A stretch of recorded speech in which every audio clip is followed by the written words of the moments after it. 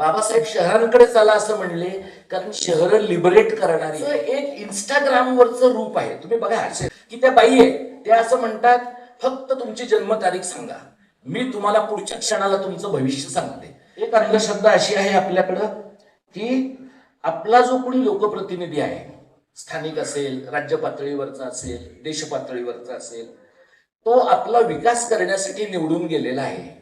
ही एक अंधश्रद्धा गेली काही वर्ष आपल्या लोकांच्या मनात आहे. म्हणजे माणूस सधन झाला की तो अंधश्रद्धा मुक्त होतो असं नाही, आणि माणूस गरिबीत राहिला म्हणूनच तो अंधश्रद्धेमध्ये राहतो असं नाही. आमची मुलं आम्हाला म्हणतात, सर पीपीटी पाठवा, सर पीडीएफ पाठवा. ती पीपीटी आणि पीडीएफ ही संतोषी मातेच्या पत्रासारखी आहे. ती स्वतः नसतेच वाचायची, ती पुढच्या 7 माणसाला पाठवायची आहे. म्हणजे मराठी शाळा पण वाचवली पाहिजे, पण दुसऱ्यांनी मुलं जन्माला घालून शाळेत घालून वाचवली पाहिजे. भानामतीचा पण प्रश्न सुटला पाहिजे, पण तो अंधश्रद्धा निर्मूलन समितीच्या कार्यकर्त्यांनी मार खाऊन वाचवला पाहिजे ना. म्हणजे जटा काढायचं काम आहे, भानामतीचं काम आहे, हे सगळं तुम्ही करताय ते बरोबर आहे. आम्ही जे काही आम्ही मराठी भाषेचं काम करतो, लोक म्हणतात नाही ते चांगलं काम आहे तुमचं, पण मराठी शाळेत कोण घालणार मुलांना? आता मराठी शाळेतली सगळी आणीपाणी बोलणाऱ्यांची मुलं येतात ना. इथनं मुंबईला जाऊन लालबागच्या राजाच्या बॉडीगार्डच्या लाथा खाऊन तिथल्या उंदराच्या कानात बोलून पैसे तिथल्या दानपेटीत टाकणारे विद्वान लोक आपल्या समाजात आहेत. जर समाजात भेदकाम करण्याचं स्किल असणाऱ्या माणसांसाठी ते एवढी मेहनत करतात, तर समाज जोडण्याचं काम करणाऱ्यांसाठी आपल्या समाजानं थोडी मेहनत करायला काय प्रॉब्लेम आहे? वर्गमैत्री हा शब्द नेवाड्यांच्या काळात नव्हता, कारण तेव्हा पॉलिटिकली करेक्ट नव्हतं, त्यामुळे वर्ग भगिनी असा शब्द होता. प्रबोधनाची चळवळ ते मांडत असतात. त्यांचं व्यक्तिमत्व हे भाषा, संस्कृती, इतिहास आणि राज्यशास्त्र, त्याचबरोबर नागरिक शास्त्र ज्याला सिविक्स आपण म्हणतो, अशा अनेक क्षेत्रात काम करणारं बहुपेडी व्यक्तिमत्व आहे. आज आपल्याला ते प्रमुख पाहुणे म्हणून लाभलेले आहेत. आणि मी मगाशी म्हणालो तसं एक व्यक्ती चळवळ उभी करू शकते, ते चळवळ उभी करणारे कार्यकर्ते आहेत. हे आमच्यासाठी फार महत्वाचं आहे. त्यांचं या मंचावर सहर्ष स्वागत. आणि तुम्ही सर्व आलेला आहात, तुम्हा सर्वांचंही स्वागत करून मी थांबतो. धन्यवाद. माझी जी ओळख करून देण्यात आलेली आहे त्याच्यामध्ये लेखक आणि विचारवंत अशी करून देण्यात आलेली आहे. ते दोन्ही सुद्धा मी कमी आहे. म्हणजे मी प्रायमरीली प्राध्यापक आणि कार्यकर्ता आहे, पण महाराष्ट्रामध्ये एकदा माणूस थोडं लिहायला लागला की लेखक होतो, आणि 4 ठिकाणी बोलायला गेला की विचारवंत होतो. आणि हे थोडं मल्टीमीडिया मार्केटिंग सारखं आहे. म्हणजे बनसोडेंच्या कार्यक्रमाला मी आलोय, त्यामुळे आता ते मित्र आहेत, आणि विशेष म्हणजे ते माझ्या वर्गमैत्रिणीचे पती आहेत. हे आम्हाला त्या मातीची ओळख नंतर झाली, ती आमच्या वर्गात होती. तुमच्यातल्या ज्यांनी कोणी भालचंद्र नेमाड्यांचं बिढार जरीला झूल वाचलं असेल, त्यांनी त्या काळामध्ये वर्गमैत्रीण हा शब्द नेमाड्यांच्या काळात नव्हता, कारण तेव्हा पॉलिटिकली करेक्ट नव्हतं, त्यामुळे वर्ग भगिनी असा शब्द होता. तर नेमाड्यांनी त्यांना भेटलेल्या वर्ग भगिनीच्या नवऱ्याला वर्ग मेहुणा असं म्हटलेलं आहे. पण बनसोडे हे त्या अर्थाने माझे वर्ग मेहुणे आहेत. त्यामुळे त्यांनी हे सगळा जो काही घाट घातलाय कौतुकाचा, तो त्यांनी योग्य घातलाय असं या माणसांना मी खाली उतरल्यावरही वाटेल अशी काळजी मी बोलताना घेणार आहे. ज्या वेळेला एखाद्या संस्थेला कार्यालय मिळत नाही किंवा कार्यकर्त्याच्याच घरनं काम केलं जातं, त्यावेळेला एक आपल्याकडं अशी पडण्याची पद्धत आहे की त्यांनी त्यांच्या घराचंच कार्यालयामध्ये रूपांतर केलं, आणि त्यांनी आणि त्यांच्या पत्नीने, किंवा पत्नी पुढाकार घेत असेल तर पत्नी आणि पतीने या सगळ्या कामामध्ये जीव गुंतला. ज्या प्रकारच्या काळामध्ये आपण जगतो आहोत त्या काळामध्ये अशा पद्धतीनं जीव ओतणं ही फार सोपी गोष्ट राहिलेली नाहीये. म्हणजे सगळ्या माणसांना अशा पद्धतीनं कामं करावी लागतात, संस्थांची कार्यालय होत नाही. आपल्याकडे तुम्ही बघा की 4-2 वर्ष कुठला तरी समाजसेवक नावाचा एखादा माणूस होर्डिंग लावतो, आणि त्याचा आपोआप शहरात मध्यवर्ती ठिकाणी गाळा होतो. त्याचं अचानक मध्यवर्ती कुठंतरी मोठं कार्यालय होतं, आणि तो पुन्हा झेडपी पासून आमदारकीपर्यंत लगेच पुढे जातो. त्याला पैसे तातडीने मिळतात याचं आपल्याला आश्चर्य वाटत नाही, आणि चांगलं काम करणाऱ्या माणसांना एक ऑफिस उभं करायला आयुष्य घालवावं लागतं, याचं आपल्याला दुःख वाटत नाही. त्यामुळे आपण समाज म्हणून हे पण बघायला पाहिजे की अंधश्रद्धा निर्मूलन समितीच्या इथं पत्रिकेला इथं कार्यालय मिळालं, पण महाराष्ट्रात जर तुमच्या 350 शाखा असतील तर किमान 35 शाखांना स्वतःचं कार्यालय असण्यामध्ये काय हरकत आहे. आणि तशा प्रकारचा विचार आपण केला यासाठी पाहिजे, कारण ज्यांच्या विरोधात आपण भांडतो आहोत, ज्यांच्या हिंदुस्थानच्या एका व्यापक अंधश्रद्धेच्या कथनाला विरोध करण्यासाठी म्हणून आपण काम करतो आहोत, त्यांची अक्षरशः तुम्ही दगड मारलात तरी तुम्हाला कार्यालय सापडेल अशा प्रकारची परिस्थिती आहे. त्यामुळे पुरोगामी चळवळी, डाव्या चळवळी, समाजवादी चळवळी, आंबेडकरी चळवळी, या सगळ्या चळवळींमध्ये आपल्याकडं राजवाड्यांच्या काळापासून, केतकरांच्या काळापासून मराठी समाजाला एक गरिबीचा सोस आहे. तो काय आहे की आमच्या माणसाने खूप त्याग केला, आमच्या माणसाने कधीच काही पैसे मागितले नाहीत, आमच्या माणसांवर आम्हाला काहीच खर्च करावे लागत नाहीत, म्हणून ते चांगले आहेत. तुमच्या कार्यकर्त्यावर तुम्ही नीट खर्च करू शकलात तरी तुमचा कार्यकर्ता चांगला असू शकतो, किंबहुना कार्यकर्ता जर नीट जगला तर तो जास्त चांगलं काम करू शकतो. हे पण आपण पुरोगामी चळवळीतल्या मंडळींनी लक्षात घ्यायला पाहिजे. सेवा दलाकडे एकेकाळी पूर्णवेळ माणसं होती, डाव्या पक्षांकडे एकेकाळी पूर्णवेळ माणसं होती, आंबेडकरी चळवळीमध्ये काही काळ का होईना लोकांनी पूर्णवेळ काम केलंय. पण तुम्ही ही सगळी सेंटर टू लेफ्ट मध्ये काम करणारी सगळी माणसं बघा आणि RSS वाल्यांची माणसं बघा. सत्तेवर आल्यानंतर त्यांनी त्यांच्या प्रत्येक माणसाची व्यवस्था लावण्याचा आटोकाट प्रयत्न केलेला आहे. त्यांच्या वैचारिक भूमिकेविषयी आपले 100% मतभेद असतील, आपला माणूस कशा पद्धतीनं जपला पाहिजे म्हणजे तो समाजात भेदकाम करण्याचं काम चिकाटीनं करू शकेल, हे या मंडळींच्या स्किलचा भाग आहे. जर समाजात भेदकाम करण्याचं स्किल असणाऱ्या माणसांसाठी ते एवढी मेहनत करतात, तर समाज जोडण्याचं काम करणाऱ्यांसाठी आपल्या समाजानं थोडी मेहनत करायला काय प्रॉब्लेम आहे. म्हणजे असं आहे का की समाजाकडे पैसा नाहीये? भरपूर पैसा आहे समाजाकडे. हा शेठ आहे, तो शेठ आहे. हे जे सगळे शेठ आहेत त्या सगळ्या शेठ मंडळींनी 2 गोष्टी केलेल्या आहेत. एक म्हणजे एवढ्या प्रचंड माड्या उभ्या करून ठेवल्यात जिथं ते फक्त उरसाला येतात, वरिवी येत नाही. आणि दुसरं म्हणजे गावाला आपल्या आजीच्या चुलतीच्या नावानं मोठ्या कमानी उभ्या केलेल्या आहेत. त्या कमानीच्या खालनं जायला गावात एसटीच नाहीये, पण कमानी आहेत. म्हणजे लोकांकडे पैसा नाहीये का? ठिकाणं पैसा आहे. एखादा आमदार आला, एखादा खासदार आला तर 50 बोकडं कापायला माझ्या गावातले लोक मागं पुढं बघत नाहीत. पण एखाद्याच्या शिक्षणासाठी पैसा खर्च करायचा असेल तर लोकांकडे पैसा नाहीये. इथनं मुंबईला जाऊन लालबागच्या राजाच्या बॉडीगार्डच्या लाथा खाऊन तिथल्या उंदराच्या कानात बोलून पैसे तिथल्या दानपेटीत टाकणारे विद्वान लोक आपल्या समाजात आहेत. पण त्यांच्याकडं इथली एखादी शाळा बंद पडते आहे, त्या शाळेच्या मुतारीसाठी आपण काहीतरी केलं पाहिजे, कारण गावातल्या आपल्याच घरच्या मुली तिथं जाणार आहेत. अशा प्रकारचा विचार आपल्या समाजामध्ये नाही. म्हणजे आपल्या इतर अंधश्रद्धांच्या बद्दल आपण बोलूच.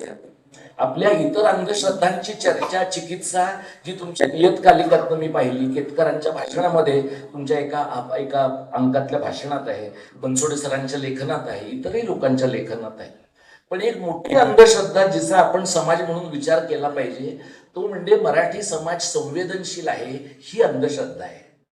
मराठी समाज शहाणा आणि पुरोगामी आहे ही अंधश्रद्धा आहे. मराठी समाज बऱ्या माणसांच्या मागे उभा राहतो ही अंधश्रद्धा आहे. म्हणजे सर तुमच्या आणि माझ्या मतात थोडा फरक पडेल याच्यामुळं, पण दीर्घकाळ आपण काय म्हणत आलो, श्रीधर व्यंकटेश केतकरांनी डोक्यावरनं विश्वकोश वाहून नेले, केवढं कष्टाचं काम केलं. अरे म्हणजे त्या माणसाने ज्ञानकोश लिहायचा सुद्धा आणि डोक्यावरनं उचलून सुद्धा न्यायचा. ही दोन्ही कामं त्या माणसाने करायची आणि आपण मग त्यांची नोंद फक्त विश्वकोशामध्ये करायची आणि म्हणायची की हे विश्वकोशाचे जनक आहे. जो माणूस विश्वकोशाचा जनक आहे त्या माणसाचं साम्राज्य, त्या माणसाचं स्मृतीस्थळ पुण्यामधल्या एका बागेत आहे. ते आम्हाला गेल्या वर्षी हुडकून काढावं लागलं. आणि जेव्हा हुडकून काढलं आम्ही त्यावेळेला तिथे गुगलवर लिहिलेलं असतं बघा, हे चालू आहे का बंद आहे. तर गुगल मॅपवर ते ठिकाण बंद आहे असं लिहिलं होतं. ते आम्हाला तिथं गुगलवाल्यांशी बोलून ते चालू आहे एवढा बदल करून घ्यावा लागला. त्यामुळे ज्या वेळेला या प्रकारची कामं माणसं उभी करतात, लोक लिहितात. 6,500चा खप तुमच्या नियतकालिकाचा आहे, तुम्ही सांगितलं. महाराष्ट्राची लोकसंख्या 14 कोटी आहे. त्या 14 कोटी लोकसंख्येमध्ये 1-2 कोटी लोक हे आडनावाचे मराठी लोक आहेत, म्हणजे ज्यांना मराठी आडनाव आहेत पण त्यांचा मराठी भाषा, समाज, संस्कृतीशी काही संबंध नाहीये. त्यांचं अमेरिकायन ऑलरेडी पूर्ण झालेलं आहे, युरोपायन ऑलरेडी पूर्ण झालेलं आहे. ते फक्त फिजिकली इथं महाराष्ट्रामध्ये आहे. 2-3 कोटी भैया आणि गुजराती आहेत. म्हणजे उरलेले जे 8-9 कोटी मराठी लोक आहेत, त्या 8-9 कोटी मराठी लोकांच्या मध्ये जर एखादं सिनेमाविषयक नियतकालिक 10 लाखात खपत असेल, एखादा नुसता जाहिरातीचं बाड असलेलं वर्तमानपत्र, कालची 15 ऑगस्टची पेपरची वर्तमानपत्र बघा तुम्ही, 80% वर्तमानपत्र आपली फक्त जाहिरातींनी भरलेली आहे. आणि आपण काय म्हणणार की स्वातंत्र्य दिनाच्या दिवशी स्वातंत्र्यावर चर्चा होणं अपेक्षित आहे, तर स्वातंत्र्य दिनावरला फक्त जाहिरातीवरच चर्चा होते आणि आपल्याला त्याच्याबद्दल काही गैर वाटत नाही. ज्या समाजामध्ये एखाद्या समाजातल्या नकारात्मक गोष्टी घालवण्यासाठी माणसं काम करतात, त्या माणसांच्या मागे आता जेवढी माणसं उभी आहेत त्याच्या किमान 100 पटीनं माणसं उभी राहिली पाहिजेत. नेमाड्यांच्या कवितेमध्ये अशी एक ओळ आहे की चांगली माणसं मोजायला हाताला 1000 बोटं असतात, अशी नेमाड्यांच्या कवितेमध्ये ओळ आहे. पण अशी चांगली माणसं मोजायला आत्ता बाहेर परिस्थिती अशी आहे की हाताची 10 बोटं सुद्धा जास्त होत आहेत.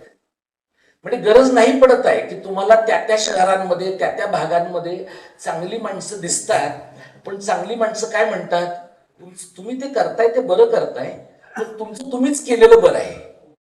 म्हणजे अंधश्रद्धा निर्मूलनाचं जे काम आहे ना, म्हणजे जटा काढायचं काम आहे, भानामतीचं काम आहे, हे सगळं तुम्ही करताय ते बरोबर आहे.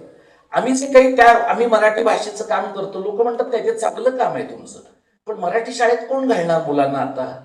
मराठी शाळेतली सगळी आधीपाधी बोलणाऱ्यांची मुलं येतात ना.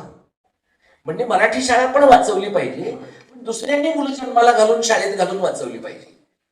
भानामतीचा पण प्रश्न सुटला पाहिजे, पण तो अंधश्रद्धा निर्मूलन समितीच्या कार्यकर्त्यांनी मार खाऊन वाचवला पाहिजे.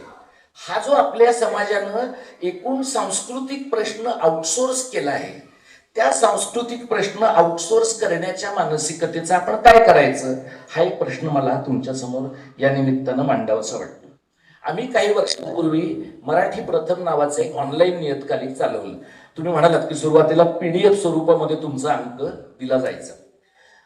कोविडच्या काळाचा एक अत्यंत महत्वाचा परिणाम म्हणजे काय की लोकांना सगळ्या गोष्टी ऑनलाईन बघायची सवय लागली. बघायची म्हणजे लिटरली बघायची सवय लागली, वाचायची लागली नाही. त्यामुळे लोक काय म्हणतात, तुमचा अंक आहे ना, पाठवा PDF. आमची मुलं आम्हाला म्हणतात, सर PPT पाठवा, सर PDF पाठवा. ती PPT आणि PDF ही संतोषी मातेच्या पत्रासारखी आहे. ती स्वतः नसतेच वाचायची, ती पुढच्या 7 माणसाला पाठवायची आहे. हे जे आहे ना, त्यामुळे तुम्ही पीडीएफचा अंक बंद केला, याबद्दल मी तुमचं अभिनंदन यासाठी करतो की आता तुमचा अंक एकतर तुम्हाला लोकांच्या दिवाणखान्यात, बाबा अंधश्रद्धा निर्मूलन समितीचं वाचतो बरं का हा माणूस, म्हणून जरा मिरवायला तरी मिळेल, किंवा वाईटात वाईट म्हणजे भेडवाल्याच्या कागदात मिळेल. आता किमान भेडवाला आपले अंक वाचतो आहे म्हणजे आपला अंक तळागाळात पोचला आहे. तुम्ही लक्षात घ्या, समाजातला जो शहाणा वर्ग आहे ना, ज्याची ऐपत आहे, शिक्षक आहेत, प्राध्यापक आहेत, पत्रकार आहेत, माध्यमकर्मी आहेत, NGO मधनं चळवळ सोडून आता फंडिंग एजन्सी मधनं दुकानं उभी करणारे लोक आहेत. हे सगळे जे लोक आहेत ना, या सगळ्या लोकांचं कसं आहे, जरा बरं वाटतं बनसोडेना अंधश्रद्धा निर्मूलन पत्रिकेचा वर्गणीदार होतो, बरं वाटतं अभयकांताला परिवर्तनाचा वाटसरूचा होतो, असं म्हणजे 3-4 अंक असे घेऊन ठेवले ना की आम्ही यांचे आश्रयदाते आहोत असं म्हणायला लोकांना बरं पडतं. तुम्ही त्यांचे आश्रयदाते आहात, तुम्ही त्यांचे वाचक नाही आहात. आपल्याकडे 2 प्रकारच्या आता या चळवळीच्या पलीकडच्या अंधश्रद्धा आहेत बघा. एक अंधश्रद्धा अशी आहे आपल्याकडं की आपला जो कोणी लोकप्रतिनिधी आहे, स्थानिक असेल, राज्य पातळीवरचा असेल, देश पातळीवरचा असेल, तो आपला विकास करण्यासाठी निवडून गेलेला आहे. ही एक अंधश्रद्धा गेली काही वर्ष आपल्या लोकांच्या मनात आहे. तो का निवडून गेला आहे, तर तो निवडणुकीत त्यानं बहिणींना आणि भावाला जे पैसे वाटले त्याची पहिल्या 2 वर्षात वसुली करण्यासाठी गेलेला आहे. मग त्याच्या हाताखालचे गुत्तेदार आहेत, त्याचे लाडके जे कोणी दादा ताई भैया सगळे ज्यांची मुंडकी तुम्हाला होर्डिंगवर दिसतात बघा, ते जे सगळे लोक आहेत त्यांचं बरं करण्यासाठी तो तिथं गेलेला आहे. मग त्याला अचानक लक्षात येतं की खरा विकास हा इथं नाहीये, खरा विकास गुवाहाटीतनं सुरतला जाण्यामध्ये आहे. मग तो त्या अंधश्रद्धेच्या मागे लागतो आणि इथं सांगलीच्या जवळ आहे बघा सातारा, साताऱ्यामध्ये कधीतरी जाऊन बघा. साताऱ्याला दर अमावस्येला, तुम्हाला खूप काम आहे सर, दर अमावस्येला त्या दरे गावामध्ये आपले लाडके उपमुख्यमंत्री आणि माजी मुख्यमंत्री येतात आणि पापभिरू धर्मभिरू आहेत ते. त्याच्यामुळे एकदा त्यांच्यावर वरच्या नंबर 1-2चा रुसवा झाला की त्यांची टिपं काढायची जागा म्हणजे ते दरे गाव आहे. पौर्णिमेला अमावस्येला साधी माणसं जे करतायत म्हणजे त्यांनी टाचण्या लावू द्या, लिंबू कुठंतरी टाकू द्या. म्हणजे मी जेव्हा शाळेत होतो त्यावेळेला विट्याला माझी एक चुलत बहीण राहायची. त्या चुलत बहिणीच्या घरी आम्ही रात्री राहायला गेलो आजी बरोबर आणि मध्यरात्री जोरजोरांनी त्या चुलत बहिणीच्या घरात आरडाओरडा करत लोक उठले, कारण काहीतरी तिला कुणीतरी वाटलं होतं आणि तिचं भूत काढण्यासाठी कोणतरी मांत्रिक आला होता. माझ्या जीवनातला हा या प्रकारचा पहिला अनुभव आहे. मग तू जातेस का नाही, निघतेस का नाही, अशी ही जी काही मांत्रिकांची बोलण्याची पद्धत आहे हे सगळं आम्ही तिथं पाहिलं. त्याचा एकच परिणाम माझ्या आयुष्यात झाला की चुलत बहिणीच्या घरी मी परत कधी राहायला गेलो नाही. त्यामुळे काही या प्रकारचा संपर्क नको असं झालं. हे सर्वसामान्य माणसाचं आपल्याला कळतंय. आपल्याला आपल्या समाजाचं नेतृत्व करणाऱ्या माणसांचे हात इथपर्यंत दोऱ्यांनी भरलेले आहेत, त्यांच्या गळ्यात इथपर्यंत दोरे आहेत, त्यांच्या हातामध्ये ब्रेसलेटांमध्ये सुद्धा तिथं काय रुद्राक्ष आणि ह्या सगळ्या गोष्टी आहेत. आणि ही सगळी मंडळी त्यांच्या सरकारी बंगल्यामध्ये, त्यांच्या खाजगी बंगल्यामध्ये, त्यांच्या घरात, त्यांच्या गावामध्ये ज्या प्रकारच्या पूजा, अघोर पूजा, ज्या प्रकारच्या उपासना ह्या सगळ्या गोष्टी करतात. हे सगळं ते का करतायत? कारण त्यांना अत्यंत वेगाने सत्तेच्या उच्चस्थानी पोचून कोणाचा तरी बंदोबस्त करायचा आहे. हे सगळे लोक संविधानाची शपथ घेणारे आहेत. यातले काही लोक तर काही स्त्रिया स्वतःला सावित्रीबाई मानणारे आहेत, काही पुरुष स्वतःला ज्योतिबा मानणारे आहेत. आणि 3 तारखेला सावित्रीबाईंची जयंती साजरी करायची आणि मग ती आडवी चिरी लावायची आणि मधल्या काळामध्ये मार्गशीर्षातल्या गुरुवाराचं वाण द्यायचं. या प्रकारची स्प्लिट पर्सनॅलिटी, आणि ही फक्त बायकांची आहे असं नाहीये. बायका त्या प्रकारच्या गोष्टी करतात आणि पुरुषांना वाटतं एवढंच मागणं आहे ना तिचं, कशाला दुखवायचं तिला. मग ते वाण आणण्याच्या प्रक्रियेत बाकी पुरुष कुठे आपली जबाबदारी पार पाडत असतील नसतील, इथे हक्काने पार पाडतात. म्हणजे अंधश्रद्धेमध्ये एक डिव्हिजन ऑफ लेबर आहे, श्रमाची विभागणी आहे. सगळीच अंधश्रद्धा स्त्रीने केली आणि समजा चुकून ती यशस्वी झाली तर पुण्य तिला लाभण्याची शक्यता आहे. त्यामुळे आपल्यालाही त्या पुण्यामध्ये थोडाफार वाटा असावा अशा सुप्त भावनेनं पुरुषही तुम्हाला वागताना दिसतील. हे सर्वसामान्य माणसांच्या बाबतीत जेव्हा घडतंय त्यावेळेला आपल्याला कळत आहे. मी कॉलेजमधली आमची मुलं पाहतो, कॉलेजमध्ये जाणारी मुलं, जेनझी जी मुलं आहेत त्यांच्याबद्दल सध्या खूप लोक आपली प्रेमानं बोलतात. मला एक 22-23 वर्षाची मुलगी आहे, त्याच्यामुळे जेनझी बद्दल 100% प्रेमाने बोलणं किती धोक्याचं आहे हे मला माहित आहे. त्यामुळे आपल्या घरात ज्यांच्या 20-22 वर्षाचं मूल नाही ना, त्यांना जेनझी बद्दल 100% विश्वास वाटू शकतो.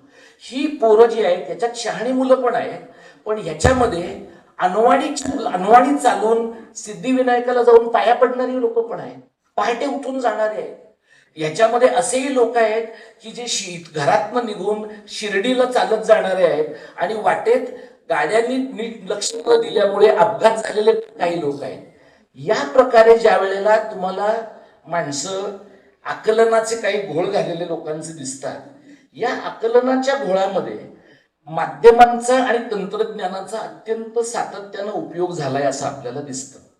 तुम्ही सगळे टेलिव्हिजन चॅनल आपले बघा, तो झीवर कोण एक दाढीवाला येतो बघा सकाळी, खूप मागे मी त्याला पाहिलाय प्राचीन काळामध्ये, मी टीव्ही पाहत नाही. तो सकाळी कुठल्या राशीचं काय भविष्य सांगतो बघा. हा, त्याचं एक इंस्टाग्रामवरचं रूप आहे, तुम्ही बघा असेल. आणि स्त्रियांचं सक्षमीकरण पण झालंय त्याच्यामध्ये, की त्या बाई आहे त्या असं म्हणतात फक्त तुमची जन्मतारीख सांगा, मी तुम्हाला पुढच्या क्षणाला तुमचं भविष्य सांगते. आणि आता समाजाचा अटेन्शन स्पॅन हा काही सेकंदाचा असल्यामुळे त्या बाईंनी 1.5 मिनिटाच्या आत आपलं भविष्य सांगितलं तरच आपल्याला इंटरेस्ट आहे. 1.5 मिनिटापेक्षा जास्त वेळ घेतला तर लोकांना इंटरेस्ट नाही, मग लोक स्क्रोल करतात आपलं भविष्य. पण 1 मिनिटाच्या आतच भविष्य कळण्याची गरज आहे. मग तुम्ही बघा, हे भविष्यवाले लोक आहेत. दुसरे लोक जे आहेत ते वास्तूवाले लोक आहेत. म्हणजे मुंबईत तर मी असं पाहतो की 5 BHKचा लक्झरियस फ्लॅट आहे, त्याच्या खाली लिहिलंय वास्तू कंप्लायंट फ्लॅट आहे. हे सगळे म्हणजे भरपूर पैसे असलेले लोक, ते काही धोत्राच्या सोग्यातनं पैसे घेऊन आलेले नाहीयेत, ते बँक डिपॉझिट मधनं घेऊन आलेत मोठ्या रकमा.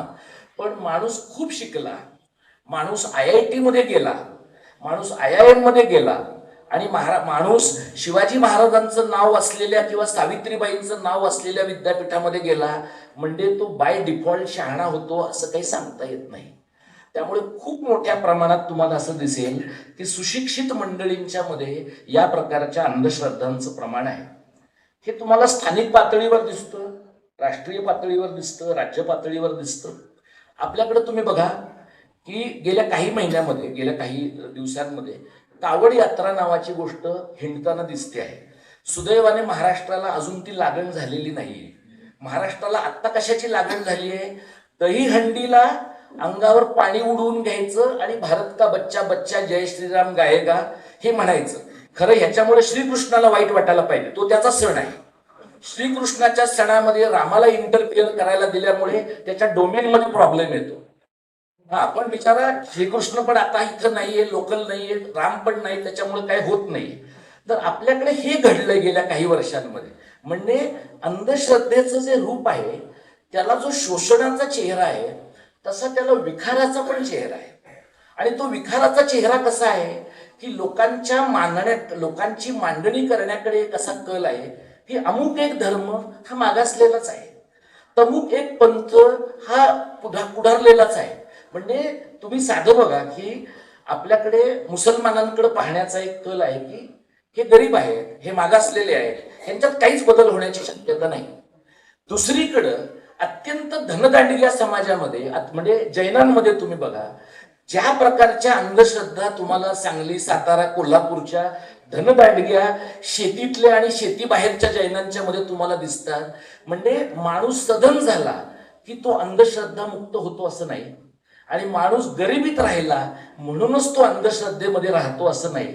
आणि त्यामुळे डॉक्टरांच्या बाबतीमध्ये ज्या वेळेला त्यांच्याबद्दल लोक टीका करायचे, तुम्ही हिंदूंच्या बद्दलच का बोलता, तुम्ही ज्यांनी कोणी डॉक्टरांचं लिटरेचर नीट वाचलंय त्यांच्या हे लक्षात येईल की सातत्यानं सर्व धर्मातल्या अंधश्रद्धांच्या बद्दल ते आग्रहानं बोलत राहिले. पण हे काय आहे तुम्ही लक्षात घ्या, हे यांचं नॅरेटिव्ह आहे. हे नॅरेटिव्ह काय आहे? सगळे परिवर्तनवादी हे हिंदूंच्या विरोधातले आहेत. सगळे परिवर्तनवादी फक्त हिंदूंच्या अंधश्रद्धांच्या बद्दल बोलतात, मुसलमानांच्या, ख्रिश्चनांच्या, बौद्धांच्या अंधश्रद्धांच्या बद्दल बोलत नाही. अंधश्रद्धा जर सगळ्या धर्मात असतील आणि या देशामध्ये जर 75% जास्त लोक हिंदू असतील तर जास्त अंधश्रद्धा असण्याचं प्रमाण कोणत्या धर्मात असणार आहे? असं शक्य आहे का की 10-12% देशात असलेला मुसलमान 90% अंधश्रद्धांचं पालन पोषण करतोय? असं शक्य नाही. आणि त्यामुळे हिंदूंमधली अंधश्रद्धा, मुसलमानांच्या मधली अंधश्रद्धा, या सगळ्या गोष्टी एकाच पातळीवर अडचणीच्या आहेत आणि या त्यांचा बिमोड होण्याची गरज आहे. आपण काय मानतो बघा, आपण असं मानतो की माणसं शिकली की त्यांच्यात समतेचं मूल्य येतं, माणसं शिकली की त्यांना समंजसपणा येतो, माणसं शिकली की त्यांना असं वाटतं की स्त्री पुरुषांनी एकमेकांशी चांगलं वागायला पाहिजे, माणसं शिकल्यानंतर त्यांना सर्व जाती धर्माच्या लोकांशी नीट वागलं पाहिजे असं वाटतं. आपल्याकडं नगर जिल्ह्यामध्ये म्हणजे जो विठ्ठलराव विखे पाटलांच्या सारख्या सहकार चळवळीच्या प्रणेत्याचा जिल्हा आहे, त्या जिल्ह्यामध्ये ज्या वेळेला एखाद्या मराठा मुलीचा एखाद्या दलित मुलाशी प्रेमविवाह होण्याची शक्यता निर्माण होते, अशा वेळेला त्या मुलाचे बारीक तुकडे करून ते बोरवेल मध्ये टाकले जातात. हे आपल्या समाजातल्या ऑनर जातीच्या मानसिकतेचं, सन्मानाची जी जातीची मानसिकता आहे, त्यातनं निर्माण होणारी एक प्रकारची विध्वंसक प्रवृत्ती आहे. या सगळ्या प्रवृत्तीचं समर्थन लोक कसं करतात? पण आम्ही आहोत ना शुद्ध रक्ताचे, आम्ही आहोत ना इतरांच्या पेक्षा वरचे, मग आम्हाला ते लागतात का? त्यांचा आणि आमचा पदर लागतोय का? म्हणजे काळ कितीही बदलला तरी सुद्धा लोकांना पदर लागतोय का? काळ गोत्र जुळतंय का? या प्रकारच्या गोष्टींच्या बद्दल सातत्यानं विचार करण्याची मानसिकता दिसते. आणि शहरामध्ये बघा, तुम्ही गावांमध्ये बघा की खूप माणसं या जनरेशन मधली, 50च्या वरच्या जनरेशन मधली लोक असं म्हणतात की आम्ही मुलींना शिकवलं, मुलांना पण शिकवलं, शिकवण्यामध्ये आम्ही मुला मुलींच्या काहीही कमतरता ठेवली नाही, दोन्ही बाजूला आम्ही त्यांना सारखा न्याय दिला. फरक कुठं केला?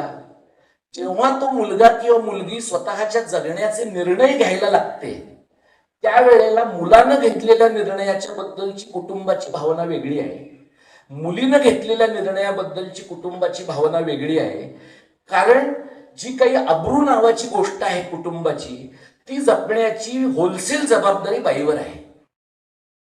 याचं पण काहीतरी आपण समाज म्हणून करायला पाहिजे की पुरुष गैर वागला, म्हणजे पुरुष दारू पिऊन गटारात लोळला आणि घरी आला तर कुटुंबाची जी बेअब्रू होते ती होते का नाही? पुरुषानं जर कोणाला आर्थिक दृष्ट्या लुबाडलं तर ती लुबाडणूक झाल्यामुळं कुणाला बट्टा लागतो का नाही? का फक्त सर्व प्रकारच्या गोष्टींची बिलं स्त्रियांवर फाडणं, अशा प्रकारचा एक सांकेतिक आणि मर्यादित स्त्री पुरुष समतावाद आपण समाजामध्ये निर्माण केलाय. म्हणजे आपण अंधश्रद्धेच्या बाबतीमध्ये जसं बोलतो त्यावेळेला तुम्ही नुसते अंधश्रद्धेतनं मुक्त होऊ शकता असं नाही, तुम्ही बरा माणूस होण्याची पण एक प्रोसेस आहे आणि बरा माणूस होण्याच्या प्रोसेसचा भाग अंधश्रद्धेमधनं मुक्त होणं आहे. म्हणजे असं नाही होऊ शकणार की तुम्ही अंधश्रद्धेतनं मुक्त व्हाल पण बायकोला मारहाण कराल तर ते उत्तम आहे. तुम्ही अंधश्रद्धेतनं मुक्त होणं एवढं गरजेचं आहे, तेवढं तुमच्या बायकोला तुम्ही माणसासारखं वागवणं हे पण गरजेचं आहे. आता इथेही तुम्ही बघा की नक्की मला खात्री आहे की आयोजकांनी हा प्रयत्न केलाच असणार, पण आजही आपल्या समाजामध्ये सार्वजनिक कार्यक्रम करताना कुठल्याही कार्यक्रमात बायकांची उपस्थिती 50% असत नाही, असं होत नाही. म्हणजे समाजातले 50% स्त्री लोकसंख्या जर बायकांची असेल तर 50% प्रश्न पण बायकांचे आहेत. आणि मग ते 50% प्रश्न जे बायकांचे आहेत ते 50% प्रश्न बायकांचे पुरुषांनी त्यांच्या वतीनं सोडवायला घेतले की काय होतं? मग सरपंच पती निर्माण होतो, मग जिल्हा परिषद अध्यक्षाचा पती निर्माण होतो, मग आमदार पती निर्माण होतो, मग खासदार पती निर्माण होतो. म्हणजे ती बाई देऊळ सिनेमातल्या सारखी कोपऱ्यात बसते आणि तिचा मालकच सगळं बघतो. हे या जिल्ह्यात पण आहे. हा सुद्धा आपल्या राजकीय अंधश्रद्धेचाच भाग आहे, हे तुम्ही लक्षात घ्या. हे मी तुम्हाला का सांगतोय? एक मोठी अंधश्रद्धा आपल्या समाजात अशी आहे की आपल्या सगळ्या समाजाचे प्रश्न, बहुजन समाजाचे प्रश्न आरक्षण मिळालं की सुटणार आहे. त्यामुळे जरांग्यांचं आंदोलन तिकडं मराठवाड्यामध्ये सुरू झालं.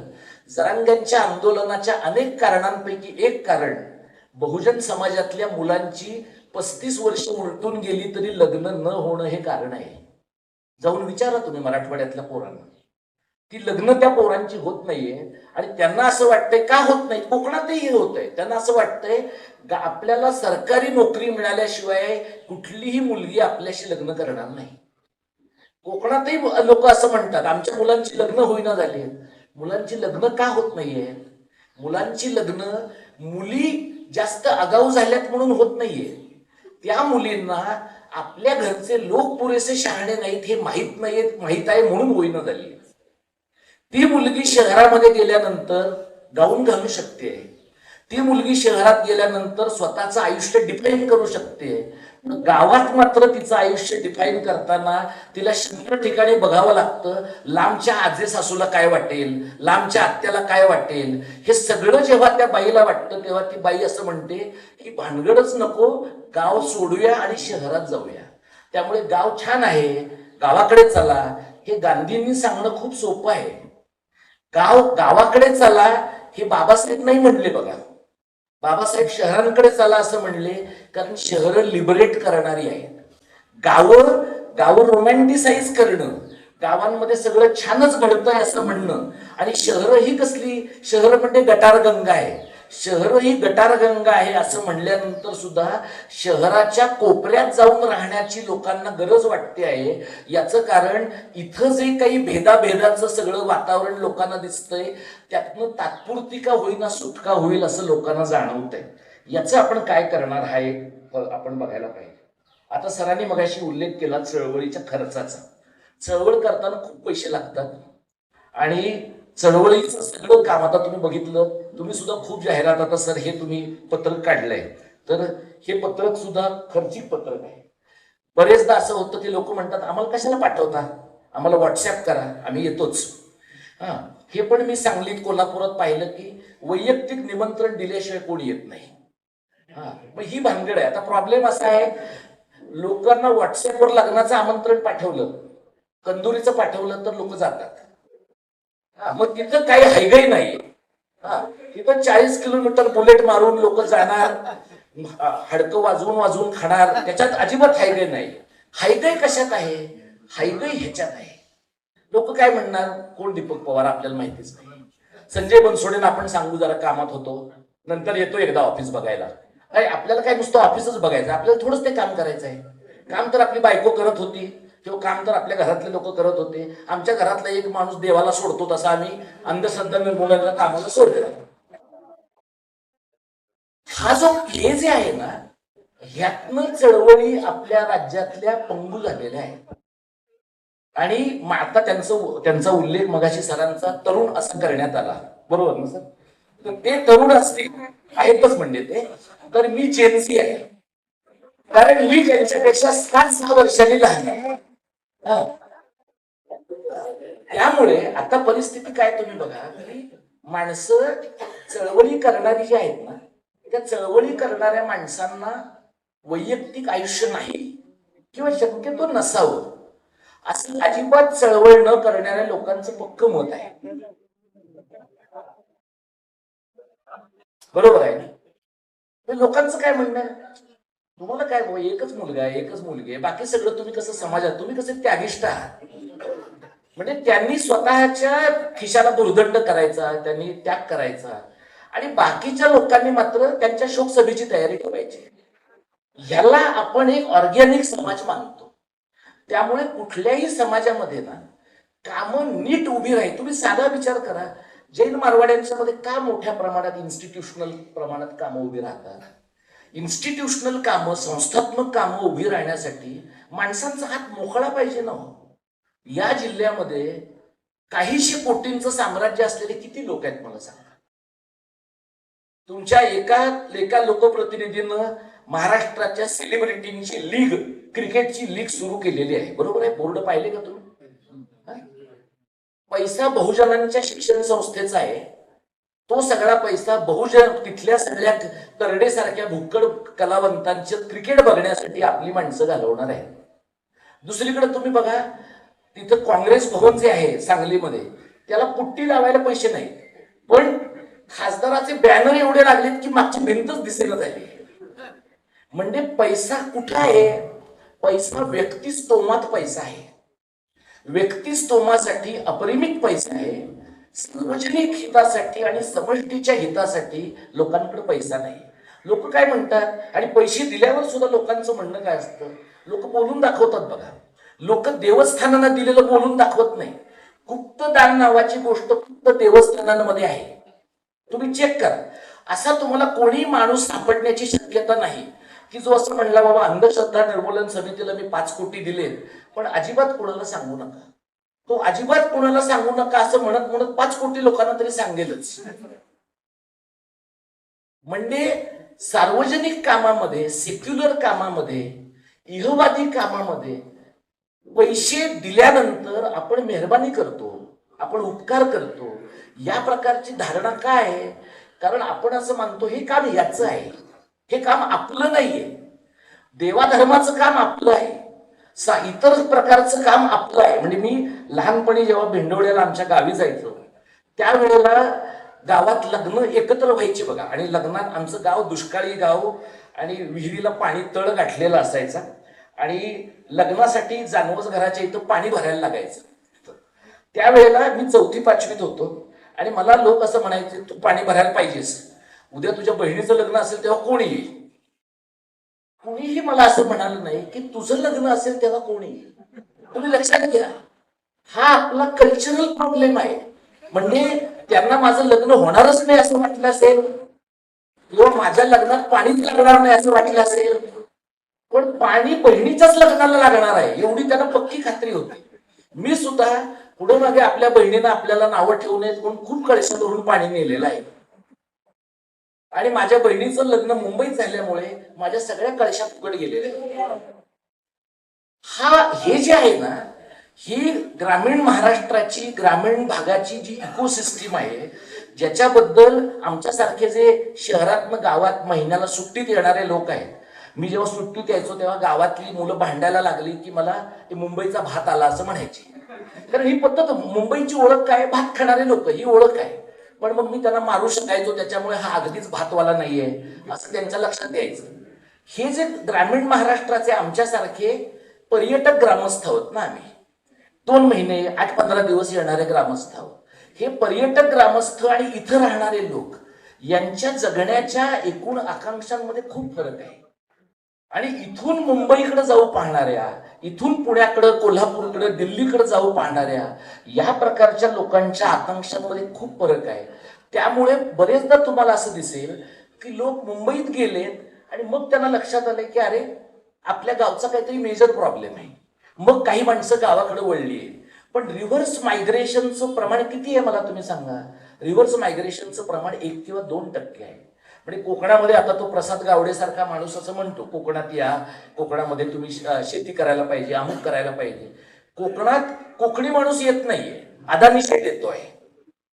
इथं शक्तीपीठ मार्गाच्या मार्गे अदानी शेठ येतोय. म्हणजे ज्यांनी येऊ नये असं आपल्याला आग्रहाने वाटतोय तो हक्काने येतोय, आणि ज्याने हक्काने यायला पाहिजे असं आपल्याला वाटतंय ते अजिबात येणं झालेले आहे. हा जो प्रॉब्लेम आहे आपल्या समाजाचा, त्या प्रॉब्लेम मधनं अशा प्रकारच्या संस्था कशा टिकून राहतील. मला असं वाटतं की हे जे नियतकालिक आहे, या प्रकारचं नियतकालिक 6,500च्या संख्येवरनं 2030 पर्यंत ते 65,000 लोकांपर्यंत जाऊ शकेल का.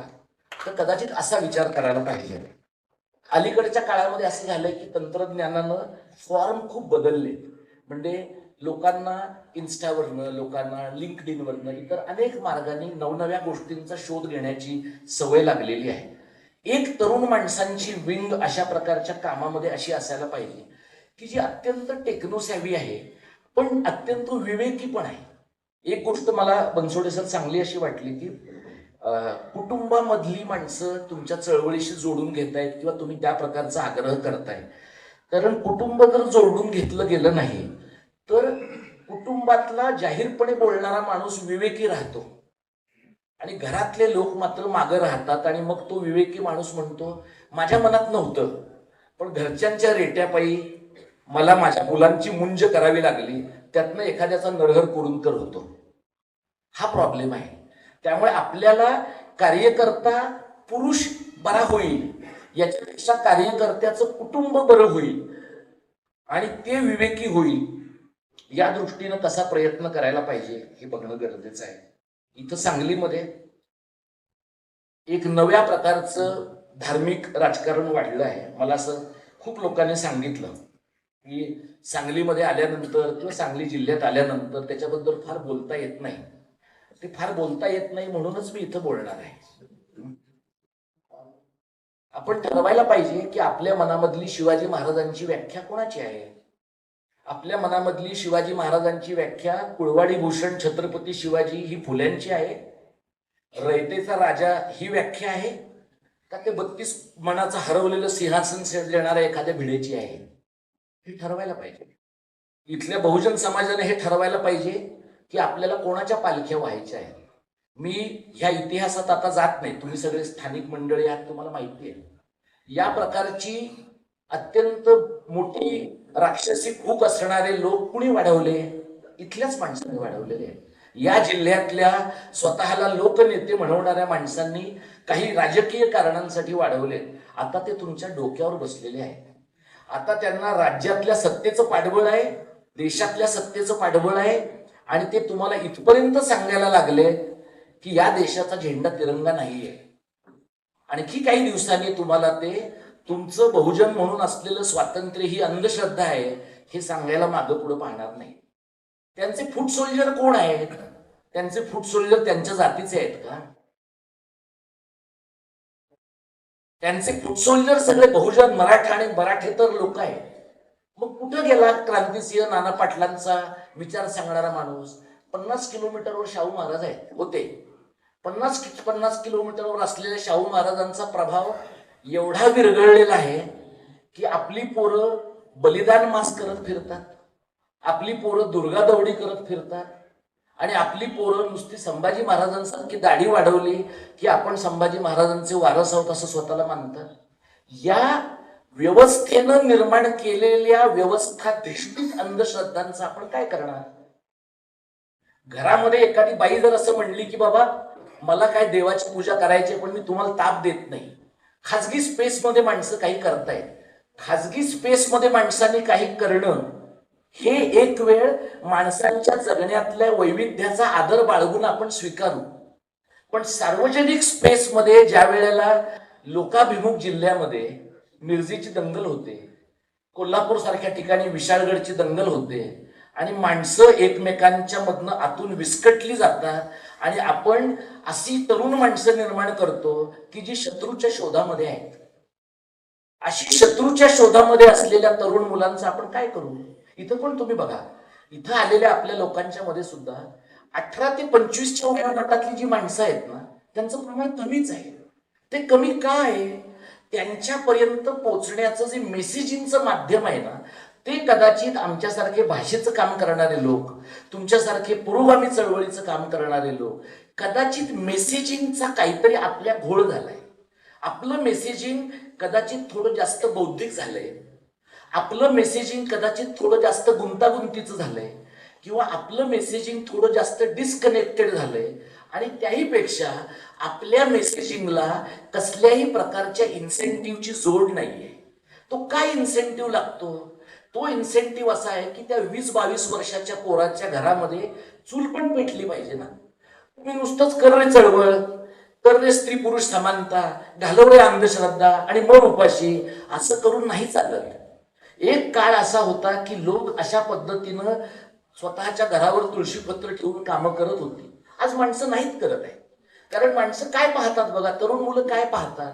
काल कोणतरी माणूस नगरसेवक पदाला मुंबई सारख्या शहरात उभा होता, तेव्हा तो चप्पलवर चालत होता आणि तो म्हणला की मी लोकसेवेसाठी आहे, मला मत द्या. निवडून आल्यावर आठवड्यात त्याच्याकडे फॉर्च्युनर आहे. एखादा माणूस आमदार झालाय आणि आपल्याला कळतं की अरे याची भारतात काय, भारताच्या बाहेर पण प्रॉपर्टी आहे. म्हणजे लोकांचे सेवक आपण निवडून दिलेले आहे, ही एक अंधश्रद्धा तरुण पोरांच्या नजरेत आल्यामुळे त्यांना काय वाटतं की प्रत्येक गोष्टीचा क्विड प्रो को आहे, पैसे टाकायचे आहेत, गोष्टी करून घ्यायच्या आहेत. याच्या पलीकडे जाऊन आपण लोकांशी कसं बोलू शकणार, काय पद्धतीनं मेसेजिंग करणार, हा एक प्रश्न मला महत्वाचा वाटतो. आपण इथं तुम्ही FCRA उल्लेख केला मगाशी. FCRA नाही, FCRA सर तुम्हाला असतं तर आणखी काही दिवसांनी ईडी तुमच्या घरीच आलं असतं. कारण ज्या ज्या डाव्या पुरोगामी आंबेडकरवादी चळवळीच्या मंडळींकडे FCRA आहे, आयदर त्यांची FCRA काढून तरी घेतले किंवा त्यांच्या मागे चौकशा तरी लागलेल्या आहेत. आता FCRA मिळण्यासाठी तुम्ही सकल हिंदू असणं फार गरजेचं आहे. तुम्ही सकल हिंदू असलं पाहिजे, NRI हिंदू असलं पाहिजे, मग तुम्हाला गुरुदक्षिणा म्हणून कोट्यवधी रुपये मिळतात.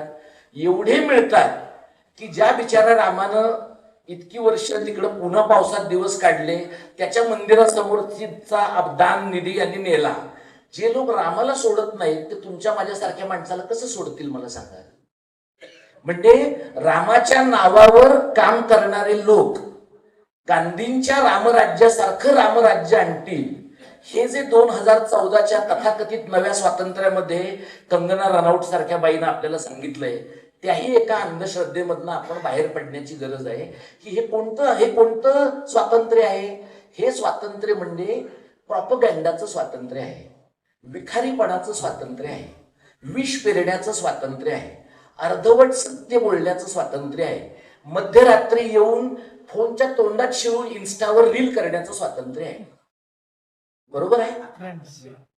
ज्याच्यात पोरच तुम्हाला सांगतात की काका थोडं मागे बसा, पॉज घ्या, तुमचा गंडलाय मेसेज. म्हणजे हळूहळू परिस्थिती अशी निर्माण होते की तुम्हाला हे जे काही नवा एक एक असं मेटा स्ट्रक्चर या मंडळींनी तयार केलं की सगळं छान चालू आहे. आपल्याला सांगण्यात आलं बघा, सर्वसामान्य माणूस चप्पल घालणारा, स्लीपर घालणारा माणूस सुद्धा विमानानं जाऊ शकेल असा देश आपल्याला निर्माण करायचा आहे. चप्पल घालणारा माणूस विमानात जाताना बूट घालून जातोय, पण विमानं उडतच नाहीयेत खूप ठिकाणी. आणि जिथनं विमान अजिबातच उडत नाहीये त्या मध्य प्रदेशातल्या विमानतळाला देशातलं सर्वोत्कृष्ट विमानतळ म्हणून त्याची नोंद आहे. हे जे आहे ना, ही कल्चरल इकोसिस्टीम आहे. म्हणजे अंधश्रद्धा या तंत्रज्ञान पूर्व काळातल्या नाहीये, अंधश्रद्धा तंत्रज्ञान युक्त काळातल्या पण आहेत. मी तुम्हाला 2 उदाहरण सांगतो. सर अजून किती वेळ बोलू शकतो? 1 मिनिट बोलू का? 2 उदाहरणं मी तुम्हाला सांगतो. मी काही वर्षांपूर्वी बेळगावमधनं मुंबईला जाताना अशा 50च्या साधारणपणे सिरियल बघणाऱ्या ज्या मावश्या असतात बघा, तशा मावश्यांना मी पाहिलं आणि त्या एकमेकीने असं सांगत होत्या, तुला माहितीये का व्हिएतनामचा अध्यक्ष हो ची मिन्ह रायगडवर आला होता आणि त्यानं रायगडची माती कपाळाला लावली आणि तो म्हणाला की महाराज तुमच्यामुळे आम्ही गनिमी कावा शिकलो.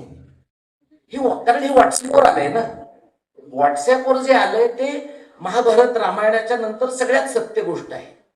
तर हे त्या मावशीने सांगितलं. तर तुम्ही साधा विचार करून बघा, एक तर मुळात हो ची मिन्ह सारखा एका देशाचा प्रमुख असा रॅन्डमली रायगडावर येऊ शकतो का? नाही येऊ शकत. तो काय आपल्या पंतप्रधानांसारखा आहे का विमान उलट फिरून खायला जाईल कुठंतरी पाकिस्तानात? तसं नाही ना, तो काहीतरी प्रोटोकॉल फॉलो करेल आणि मग जाईल. असा तो जर माणूस इथं आला तर तो रायगडला जाताना आपले काही लोक त्याला अकंपनी करतील की नाही? त्याला सोबत करतील. आणि तो तिकडे गेल्यानंतर शिवाजी महाराजांना मराठी कळतं म्हणून तो मराठीत का बोलेल? आणि तो ज्या भाषेमध्ये बोलेल ते तिथं उभे असणाऱ्या लोकांना कसं कळेल? दुभाषानं कळेल. पण रायगडावरचे लोक एवढे मल्टी टॅलेंटेड आहेत का की त्यांना हो ची मिन्ह काय बोललाय हे पण कळणार आहे? हे मी तुम्हाला का सांगतोय, अशी मिथक तयार होतात. आणि मग त्यातनं काय होतं, शिवाजी महाराजांनी गनिमी कावा शिकवला हे हो ची मिन्हने जगाला सांगितलं. शिवाजी महाराज हयात नाहीत, हो ची मिन्ह हयात नाही, रायगड बोलू शकत नाही, त्याच्यामुळे हे सगळं लपून जात आहे. हे पण तुम्ही पाहिलं असेल बघा, रोज सकाळी तुम्हाला अनेक लोकांना येतं, ते काही महिन्यापूर्वीपर्यंत यायचं की राम मंदिर आणि बाबरी मशीद यांच्या स्पर्धा चालू आहे, राम मंदिर मागं पडलं आहे, खरे हिंदू असाल तर राम मंदिराला मत द्या. मग लोकांनाही वाटायचं की अरे आपल्याला काय नुसतं पुरुष ढकलायचं आहे, तर काय देऊन काय प्रॉब्लेम, मग लोक मत द्यायचे. तशाच पद्धतीनं तुम्ही खरा मराठा असाल तर काय कराल, खरे ब्राह्मण असाल तर काय कराल. हे तंत्रज्ञानानं उभं केलेलं जे मिथकीय जग आहे त्यातनं एक गोष्ट आपल्या अशी लक्षात येते की माणूस तंत्रज्ञान साक्षर झाला म्हणून माणूस शहाणा होतो असं तुम्हाला खात्रीलायकरित्या सांगता येत नाही. तुम्ही मंत्रालयात तुमच्यातले जी कोणी लोक जात असतील ते बघा, आपल्याला हे माहिती असतं की लोकप्रतिनिधी अंधश्रद्धाळू असतात अनेक ठिकाणचे. तुम्ही मनीषा म्हैसकर नावाच्या बाईंचं इंस्टाग्राम प्रोफाईल काढून बघा, म्हणजे पूर्ण डोक्यावर परिणाम झालेली व्यक्ती कशी असते ते तुम्हाला कळेल. या बाईंनी म्हैसूरच्या ट्रेनिंग मध्ये ज्या वेळेला बाबरी मशीद पडली त्यावेळेला लपून मसुरीमध्ये पेढे खाल्ले होते की आता ह्या देशामध्ये काहीतरी महत्वाचं घडलंय. त्या बाई आज या राज्याचं मंत्रालय चालवणाऱ्या महत्वाच्या व्यक्तींमध्ये आहे. आणि त्यांचे तुम्ही 2 प्रकारचे फोटो पहा. एक फोटो आहे मिसिंग लिंक वर जाऊन दिस इज अ टेक्नॉलॉजिकल वंडर असं त्या सांगतायत, आणि दुसरीकडं एका देवळामध्ये जाऊन महाकालाचा इथं अंगारा लावून त्या आणि त्यांचा नवरा लोकांच्या धार्मिक श्रद्धांना आवाहन करतो आहे. हे तुम्ही लक्षात घ्या की धर्म आणि तंत्रज्ञान या दोन्हीतल्या वेडेपणाचा समसमा संयोग म्हणजे आत्ताच्या समकालीन अंधश्रद्धा आहे. म्हणजे लोक फक्त धर्माचा वापर करतायत असं नाही, लोक तंत्रज्ञानाचा अत्यंतिक वापर करतायत असं दिसेल. दोन मुद्दे सांगतो आणि मी थांबतो. आपल्या समाजामध्ये वर्गीय तेढ प्रचंड प्रमाणामध्ये गेल्या काही काळामध्ये वाढली. जातीय तेढ गेल्या काही काळामध्ये प्रचंड प्रमाणामध्ये वाढली आणि वाढती वर्गीय तेढ, वाढती जातीय तेढ याचं पर्यवसान सुद्धा अंधश्रद्धेच्या वाढीमध्ये मोठ्या प्रमाणात झालेलं आपल्याला दिसतं. आपण ज्या वेळेला एखाद्या समाजामध्ये काही बदलांचा विचार करतो त्यावेळेला ते बदल एकेका माणसाकडनं होत नाहीत. पुढच्या 25 वर्षामध्ये काय प्रकारचं काम या पत्रिकेकडनं, या संस्थेकडनं होऊ शकतं. तर दाभोळकर असं म्हणाले की हे काम शतकांचं आहे आणि खूप काळ करावं लागणार आहे, पण आपली जबाबदारी दाभोळकरांना खोटं ठरवण्याची आहे. ते म्हणले की शतकानुशतके काम करावं लागेल म्हणून समाज म्हणून आपण तितक्याच मूर्खपणानं वागलं पाहिजे, ह्याच्यात काय लॉजिक नाहीये. आपण त्यांना पण थोडा आश्चर्याचा धक्का दिला पाहिजे की ते शतकानुशतके म्हणले तर आपण दशकातच शहाणं होण्याचा प्रयत्न केला पाहिजे आणि तो प्रयत्न करण्याची अधिक जबाबदारी मार्क्स ज्याला सरप्लस व्हॅल्यू म्हणतो, ज्यांच्याकडे अतिरिक्त मूल्य आहे, ज्यांच्याकडे अतिरिक्त पैसा आहे, ज्यांच्याकडे अतिरिक्त विचार करण्याची क्षमता आहे, अशा लोकांची जास्त आहे. म्हणजे ज्यांची हातातोंडाशी गाठ पडते आहे, ज्यांचे जगण्याचे प्रश्न सुटलेले नाहीत, अशा लोकांनी समाज बदलावा अशी अपेक्षा करायची आणि बाकीच्या लोकांनी बिर्ला शेठ सारखी मोठी मार्बलची देवळं बांधायची, या प्रकारचा दुतोंडीपणा समाजात चालणार नाही. म्हणजे तुम्ही बघा गेल्या काही वर्षांमध्ये देवस्थानांवर लोकांनी ज्या प्रचंड प्रमाणात खर्च केलेला आहे त्याच्या 1% सुद्धा पैसा शाळांवर खर्च केलेला नाही. आता शाळेतल्या मुली त्यांच्या हातातल्या बाटलीचा, छत्रीचा बूम करून दाखवतायत आणि टेलिव्हिजन चॅनलवाले सुद्धा निर्लज्ज लोकांच्या सारखे असं म्हणतात, बघा जेन अल्फा किती ऍक्टिव्ह आहे. अरे ती जेन अल्फा ऍक्टिव्ह होण्याच्या अगोदर तुम्ही काय झोपला होतात का? त्या गावातली शाळा वाईट आहे हे तुम्हाला नको का आधी कळायला? तिथे मुलींना टॉयलेटला नाही जात येत हे गावातल्या स्थानिक पत्रकाराला माहिती असायला पाहिजे का नाही? म्हणजे आधी जेनझीनं तिथं त्या धर्मेंद्र प्रधानच्या विरोधात काम केलं म्हणून आपण त्याचं कौतुक करायचं.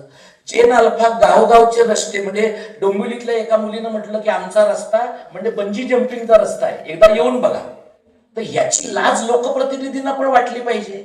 त्यामुळे जेन झी आणि जेन अल्फा ही जी मुलं आहेत, या मुलांना शहाणं करण्यासाठी त्यांच्याबरोबर खूप एंगेज होणं आता गरजेचं आहे आणि ते एंगेज होण्यासाठी जी काही ताकद आपल्याला लावावी लागेल ती आपण लावावी. तुम्ही सगळ्यांनी मला बोलावलं आणि सर्वसाधारण असं 2-3दा गेल्या वेळेला घडलं आहे, गेल्या वर्षात की 2-3दा लोक मला बोलवतात आणि मग असं म्हणतात की तुम्ही हे बोला आणि हे बोलू नका. तर मी त्यांना असं सांगतो की मग तुम्ही मला बोलवू नका, कारण मी मला जे बोलायचं आहे तेच बोलणार आहे. त्याच्यामुळे तुम्हाला परवडत नसेल तर बोलवू नका, कारण मला काय आग्रह, माझा काही आग्रह नाहीये. त्यामुळे बनसोडे सर मला पहिल्यांदाच भेटले, म्हणजे फोनवर बोललो आणि त्यांना जे अपेक्षित होतं तेच मी बोललोय का नाही मला माहिती नाही, पण ते माझ्या मागे होते. त्यामुळे मी माझ्या पाठीला डोळे नाहीत असं म्हणून या सर्व जबाबदारीतून स्वतःला मोकळं करू शकतो. पण मला असं वाटतं की हे मोकळं बोलता येणं ही सुद्धा समाजाची गरज आहे. हे मोकळं बोलता येणं महाराष्ट्रामध्ये दिवसेंदिवस कठीण झालं आहे आणि आपण उगाच स्वतःला शिवशाहू फुले आंबेडकरांचा महाराष्ट्र असं म्हणतो. ती सुद्धा एक मेजर अंधश्रद्धा आहे महाराष्ट्रात, की तो शिवशाहू फुले आंबेडकरांचा नाही, तो नरेंद्र महाराजाचा, त्या अशा वेड्यासारख्या नाचणाऱ्या अनिरुद्ध बापूचा त्यांचा महाराष्ट्र आहे. तुम्ही ते अनिरुद्ध बापू तो नाचतो ते सोडा, त्याच्या समोर वेगवेगळ्या वयोगटातल्या बाया आणि पुरुष जे नाचतात ते बघा, इतकं भीषण आहे ते. हे सगळे शिकलेले लोक आहेत. त्यामुळे या प्रकारच्या सुशिक्षितांच्या ऍब्सर्डिटी मधनं महाराष्ट्र बाहेर यावा अशा प्रकारची एक सद्भावना मी व्यक्त करतो. सर्व अंधश्रद्धा निर्मूलन समितीच्या कार्यकर्त्यांना, पत्रिका चालवणाऱ्या लोकांना चांगलं मानसिक बळ मिळावं आणि कितीही टोकदार त्यांनी लिहिलं तरी सुद्धा इथल्या समाजाने, व्यापक समाजाने ते नीटपणाने, समंजसपणाने ते स्वीकारावं अशा प्रकारची सदिच्छा मी व्यक्त करतो आणि थांबतो. धन्यवाद. जय मराठी, जय महाराष्ट्र. धन्यवाद सर. यानंतर महाअनिसचे राज्य कार्याध्यक्ष माननीय संजय बनसोडे सर या कार्य